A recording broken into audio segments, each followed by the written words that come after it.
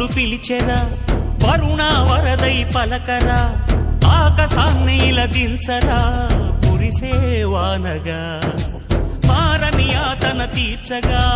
మాతల రాతలు మార్చగా ఈ జలయజ్ఞము సాక్షిగా తలనే వంచరా మహారాజు తాని సమిధల్లి మారి నిలువెల్లా వెలిగెరా భోగాన్ని విడిచి త్యాగాన్ని వలచి తాపసిగా నిలిచెరా జనక్షేమమే తన సంకల్పముగా తన ఊపిరి హోమజ్వాలలుగా స్వర్గాన్నే శాసించెనురా అమృతమును ఆహ్వానించెనురా